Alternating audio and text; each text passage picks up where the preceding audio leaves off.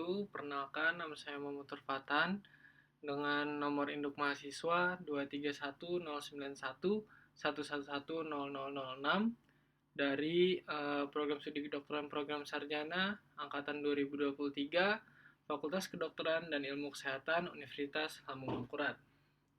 Jadi di sini saya izin menjelaskan tentang bagian organ sensorik dan juga motorik, baik dari mata, telinga, hidung, kulit, dan juga lidah. Jadi pertama-tama kita harus terlebih dahulu tahu kalau misalnya organ sensorik terbagi menjadi 6 sesuai dengan panca indera kita. Pertama ada organ penglihatan yaitu mata kita, lalu selanjutnya organ hidung untuk penghidu, telinga untuk pendengaran, lidah untuk perasa, dan juga kulit untuk perabaan. Pertama-tama kita harus tahu dari mata terlebih dahulu. Dari mata kita tahu kalau misalnya ada yang namanya ductus lacrimalis. Ductus lacrimalis ini akan memproduksi dari air mata. Air mata tersebut akan diproduksi di dalam ductus lacrimalis, lalu selanjutnya akan diekskresikan melalui ductus lacrimalis excretorik. Lalu selanjutnya akan membersihkan dari bagian telinga mata kita. Lalu ketika mau dikeluarkan akan lanjut ke punctum lacrimal. Punctum lacrimal di dalam mata kita untuk satu sisi saja terdapat dua, superior dan juga inferior. Lalu selanjutnya masuk ke saccus lacrimalis, lalu akan disimpan di sini dan akhirnya akan keluar melalui uap udara. Lalu selanjutnya untuk bagian mata kita ada yang namanya kelopak atas dan juga kelopak bawah. Untuk kelopak atas, bahasa anatominya bisa disebut dengan palpebra superior. Lalu selanjutnya untuk kelopak bagian bawah disebut dengan palpebra inferior.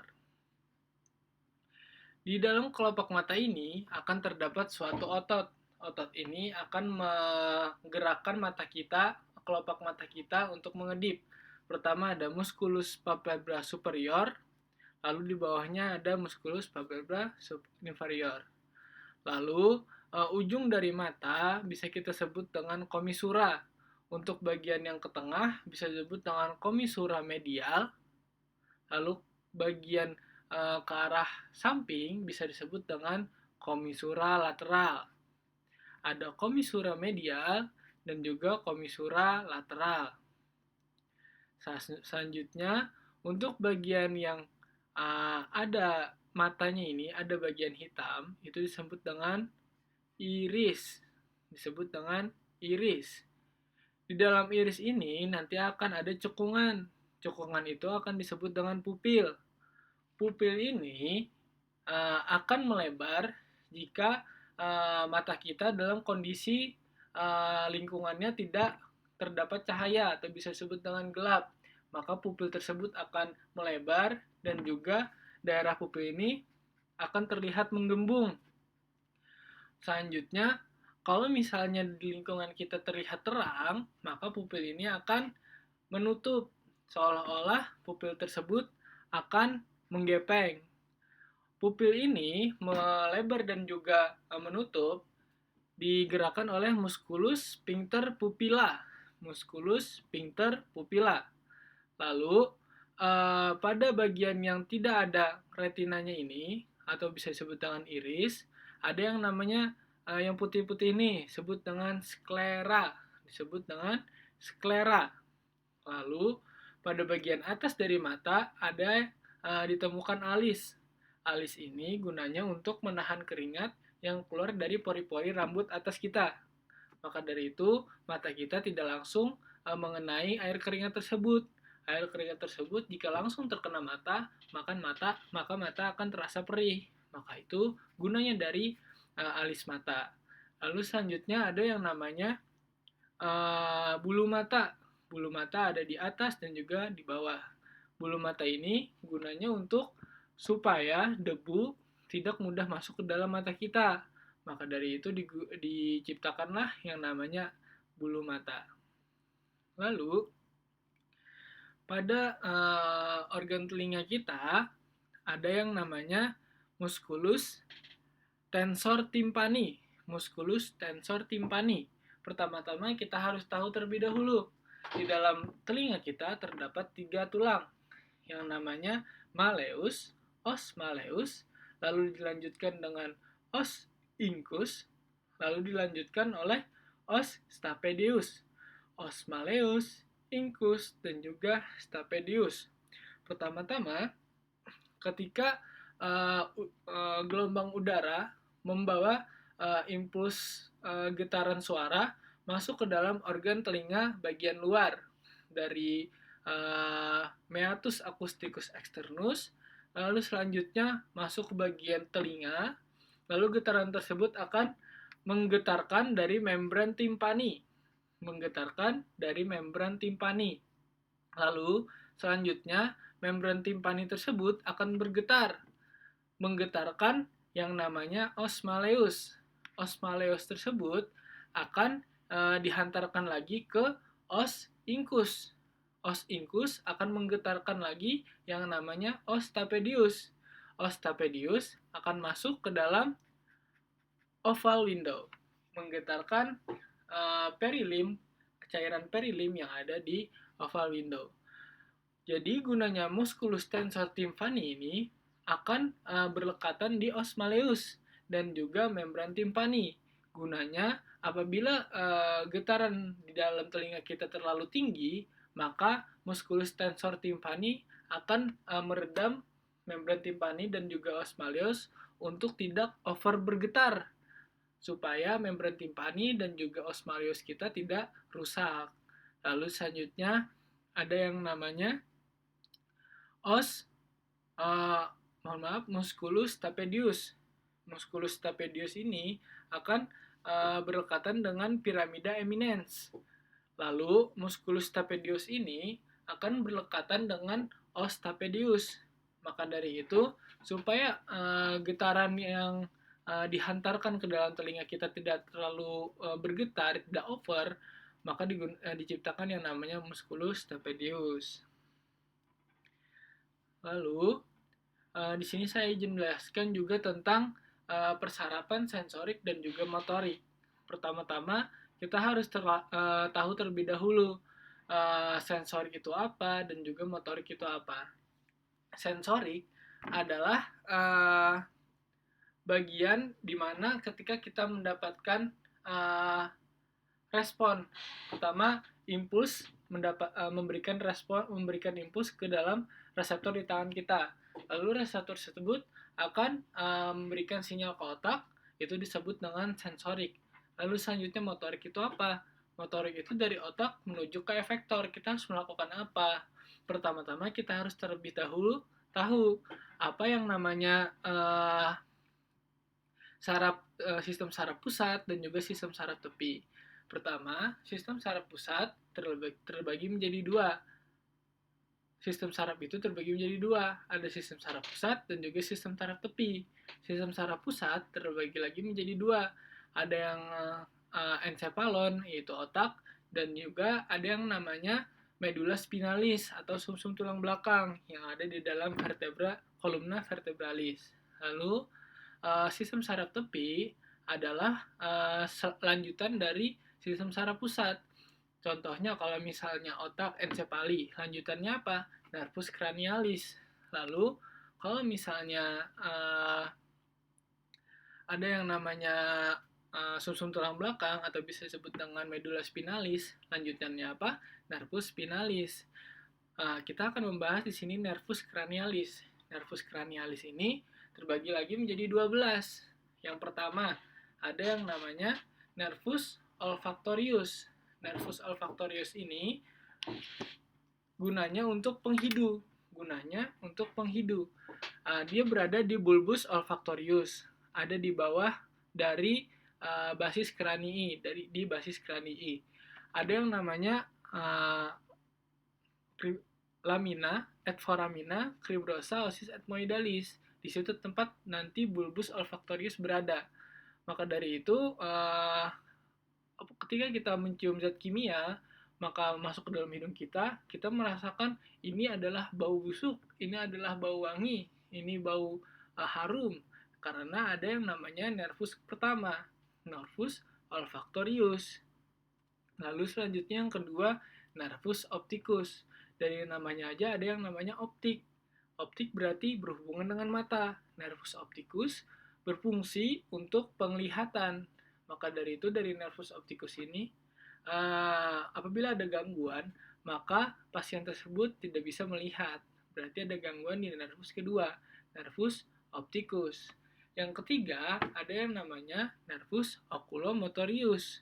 Nervus oculomotorius. Nervus oculomotorius ini gunanya untuk pergerakan bola mata. Contohnya kalau misalnya menggerakkan bola mata ke kiri, ke kanan, ke atas, ke bawah, itu diatur oleh nervus oculomotorius, nervus ketiga. Jadi, apabila pasien ada gangguan di gerakan bola mata, misalnya ada nistagmus, itu berarti ada gangguan di nervus ketiga, oculomotorius. Dan juga oculomotorius ini bisa mengatur refleks pupil. Jadi kalau misalnya pupil itu bisa mengecil, mencembung, gepeng, itu diatur oleh nervus oculomotorius, nervus ketiga. Jadi kalau misalnya pasien dalam keadaan pupilnya tidak bisa membesar, mengecil, itu berarti ada gangguan di nervus oculomotorius. Pada pemeriksaan ini biasanya juga untuk mengecek apakah pasien dalam keadaan masih hidup atau tidak dengan cara diberikan cahaya atau misalnya pen light center ke mata pasien. Jika pasien matanya bisa mengembang, mengempis, gepeng, cembung, itu berarti pasien dalam keadaan masih hidup. Lalu selanjutnya nervus keempat. Nervus keempat itu bisa disebut dengan nervus trochlearis. Nervus trochlearis gunanya sama untuk pergerakan bola mata. Jadi kalau misalnya pasien dalam keadaan tidak bisa menggerakkan bola matanya atau gangguan misalnya ke kanan, yang bola mata kanan ke kanan, bola mata ke kiri, berarti ada gangguan di nervus trochlearisnya. Yang seharusnya bola mata kanan harus ada satu tujuan dengan bola mata kiri. Misalnya aku mau melihat ke depan, dua-duanya melihat ke depan, melihat ke kanan, dua-duanya melihat ke kanan, dua-duanya lalu melihat ke kiri, dua-duanya melihat ke kiri. Harus satu tujuan. Apabila yaitu tadi, kalau misalnya ada gangguan di nervus keempat, nervus trochlearis, berarti pasien tidak bisa menggerakkan bola matanya dengan normal. Lalu yang kelima, ada nervus trigeminus. Nervus trigeminus gunanya untuk untuk mastikasi. Sebelumnya nervus trigeminus itu terbagi menjadi tiga subbagian. Pertama ada nervus ophthalmicus, yang kedua ada nervus maxillaris, yang ketiga ada nervus mandibularis. Dari nervus tersebut, pertama ophthalmicus, gunanya untuk refleks mengedipkan mata. Jadi kalau misalnya pemeriksaannya ada untuk diberikan kapas ke mata dan mata itu tuh berkedip, berarti pasien dalam keadaan normal, nervus ophthalmicusnya bekerja. Lalu selanjutnya untuk mastikasi. Mastikasinya untuk menggerakkan dari musculus masseter, pterygoides medius, pterygoides lateral, dan juga musculus temporalis. Jadi seperti itu. Lalu selanjutnya nervus ke-6, nervus abducens. Nervus abducens ini sama seperti nervus ketiga dan juga keempat. Gunanya untuk pergerakan bola mata. Pergerakan bola mata. Jadi pasien apabila dalam keadaan tidak bisa menggerakkan bola matanya sesuai kehendak dia, maka ada gangguan di nervus ketiga, nervus keempat, dan juga nervus ke-6. Nervus oculomotorius, nervus trochlearis, nervus abducens. Gunanya sama untuk pergerakan bola mata. Lalu selanjutnya nervus ke-7, nervus facialis. Dari namanya aja ada namanya face. Berarti untuk menggerakkan mimik wajah. Untuk kita tersenyum, untuk kita marah, cemberut, atau mau senang, diatur oleh nervus facialis. Pengecekannya, pemeriksaannya juga berhubungan dengan mimik wajah kita. Pertama untuk mengangkat alis, mengerutkan dahi, lalu selanjutnya menutup mata, lalu memonyongkan bibir, menggembungkan pipi. Apabila pasien simetris kiri dan kanan, berarti pasien tersebut nervus facialisnya bekerja, berarti pasien dalam keadaan normal. Juga kalau misalnya dalam keadaan pasien sebelah tidak bisa menggerakkan, entah dari lipatan nasolabial yang lebih turun, atau kerutan dahinya turun, ujung bibirnya turun sebelah, itu bisa disebut dengan penyakit yaitu Bell's palsy. Keadaan di mana nervus facialis pasien tersumbat. Maka dari itu mimik wajah pasien tidak bisa dikendalikan sesuai kehendak pasien. Lalu terlanjut ke nervus ke-8, vestibulo-cochlearis. Vestibulo berarti keseimbangan, cochlearis berarti pendengaran. Vestibulo untuk keseimbangan badan kita. Berarti kalau misalnya pemeriksaannya berhubungan dengan keseimbangan, pasien pasti dibutuhkan dia berdiri terlebih dahulu, lalu selanjutnya pasien menutup mata. Apabila nervus vestibulocochlearisnya dalam masalah, ada gangguan, berarti pasien tersebut tidak bisa meneruskan keseimbangan dia untuk tetap berdiri. Selanjutnya untuk cochlearisnya bisa dilakukan dengan 3 pemeriksaan, tes whisper, tes Weber, dan juga tes Rina. Pertama dari tes whisper terlebih dahulu. Tes whisper di sini menggunakan bisikan. Pertama, pasien ditutup dulu matanya, lalu ditutup juga telinganya sebelah menggunakan kapas, lalu pemeriksa berdiri sekitar 1 menit 1 meter di belakang pasien, lalu membisikkan angka misalnya 1, 2, 3, 4, atau 5, dan seterusnya. Lalu pasien diminta untuk mengulangi kata-kata yang telah disebutkan oleh pemeriksa. Apabila pasien dalam keadaan normal, bisa mengulangi kata-kata yang disebutkan oleh pemeriksa. Lalu, kalau misalnya tidak bisa, berarti ada kecurigaan gangguan di nervus vestibulocochlearis, lebih spesifiknya di bagian pendengaran. Lalu, pemeriksaan kedua adalah tes Rina. Tes Rina ini menggunakan garpu tala. Garpu talanya pertama digetarkan terlebih dahulu, lalu ditempelkan di processus mastoideus di belakang telinga, lebih spesifiknya. Lalu apabila pasien dalam keadaan tidak bisa mendengar lagi, diubah arahnya menjadi di depan telinga. Apabila pasien dalam keadaan normal, maka dia akan tetap mendengar dari getaran garpu talanya. Ini dilakukan kiri dan kanan. Sebelumnya yang tes whisper tadi dilakukan kiri dan kanan juga. Berarti kalau misalnya dua-duanya dalam keadaan normal, harusnya bisa mendengarkan getarannya dan juga bisikannya tadi. Lalu yang ketiga, ada namanya tes Weber, menggunakan garpu tala lagi. Pertama, garpu talanya digetarkan terlebih dahulu, lalu ujungnya ditempelkan di tengah dahi. Pasien apakah mendengarkan lateral, kiri dan kanan, atau kanan saja atau kiri saja. Jadi seperti itu. Lalu selanjutnya pemeriksaan. Lalu selanjutnya nervus glossopharyngeus. Nervus glossopharyngeus. Nervus glossopharyngeus ini gunanya untuk mengatur menelan dari makanan kita. Jadi makanan ketika dimastikasi diatur oleh nervus trigeminus, lalu selanjutnya ditelan diatur oleh nervus glossopharyngeus. Glossopharyngeus. Lalu selanjutnya ada yang namanya nervus vagus. Nervus vagus ini adalah nervus yang unik.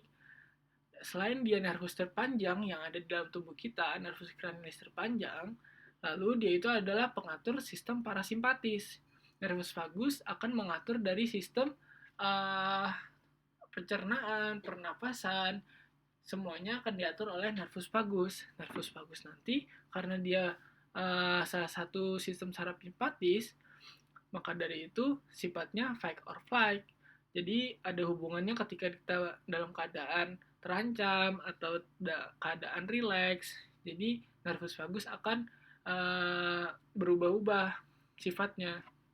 Lalu selanjutnya nervus accessorius. Nervus accessorius, nervus ke-11. Nervus accessorius ini lebih spesifiknya menggerakkan leher dan juga bahu kita. Leher dan juga bahu kita. Pertama, kalau misalnya pasien bisa menoleh kiri dan kanan dan juga ditahan, pasien dalam keadaan normal untuk otot sternocleidomastoideusnya. Lalu selanjutnya untuk mengecek bahu, khususnya otot trapezius. Pasien diminta untuk menaikkan bahunya lalu ditahan. Jika pasien dalam keadaan normal, berarti pasien bisa menahan gerakan yang diberikan oleh dokternya, oleh pemeriksanya. Jadi seperti itu. Lalu yang terakhir yang namanya nervus hypoglossus, nervus ke-12, nervus hypoglossus. Dari namanya aja ada yang namanya glossus, berarti pergerakan lidah. Pasien pasti dimintakan untuk menggerakkan lidahnya kiri dan kanan, atas dan bawah, julurkan.